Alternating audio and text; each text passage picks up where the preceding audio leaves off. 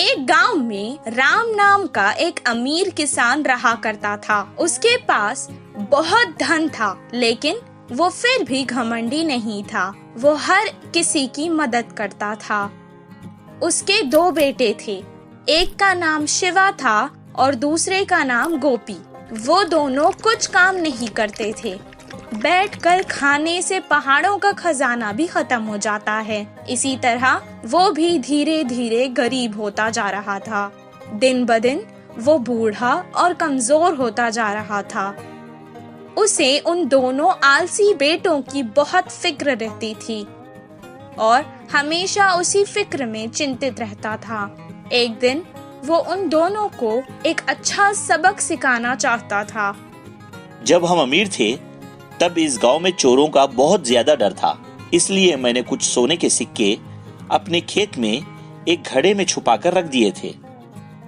बहुत वक्त हो गया है ना, इसलिए मुझे याद नहीं आ रहा है कि वो कहाँ रखे हैं। तुम दोनों सारा खेत खोद दो और उस घड़े को बाहर निकालो।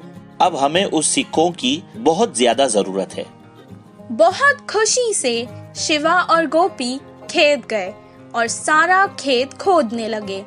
कुछ देर बाद गोपी ने कहा, अभी तक हमने बहुत खोद दिया है, फिर भी हमें वो सोने के सिक्कों से भरा हुआ घड़ा नहीं मिला। शिवा ने जवाब दिया, जिधर खोदना बाकी है उधर ही होगा शायद। बिना ज्यादा समय गवाए जल्दी करते हैं।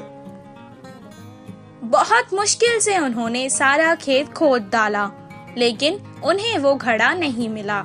वो वापस घर आकर अपने पिता को सब कुछ सुनाने लगी। मुझे लगता है कि घड़ा शायद चोरी हो गया है। अब जाने दो, तुम ही बताओ। एक काम करते हैं, तुम दोनों ने इतनी मेहनत से सारा खेत खोदा है ना, तो क्यों ना उसमें कुछ बीज डालकर फसल उगाई जाए। दिया था, इसीलिए उन्हें अब ज्यादा मेहनत नहीं करनी पड़ेगी सोचकर वो मान गए और बाजार जाकर बीज ले आए और उसे खेत में डाल दिया। कुछ दिन बाद बहुत अच्छी बारिश हुई, फसल भी बहुत अच्छी होने लगी। तब राम खेत आया और फसल देखकर उसे बहुत संतुष्टि मिली। उस साल खेती बहुत अच्छी हुई। उन्होंने सारी फसल काट दी और बारिशों में और बोरियों में डालकर घर ले आए। तब राम ने कहा, अपने लिए कुछ अनाज की बोरियां रख लो और बाकी के बाजार में बेच आओ। जैसा उनके पिता ने कहा, शिवा और गोपी ने बिल्कुल वैसा ही किया। सारी फसल बेचकर उसके पैसे अपने पिता को लाकर दे दिए। अपने बच्चों की पहली कमाई को देखकर वो बहुत खुश हुआ और कहने लगा, बच्चों, यही है वो सोने के सिक्कों से भरा घड़ा जो तुम दोनों मिलकर हर साल इस खेत से कमा सकते हो। तुम दोनों सुखी जीवन बिता सकते हो और हर किसी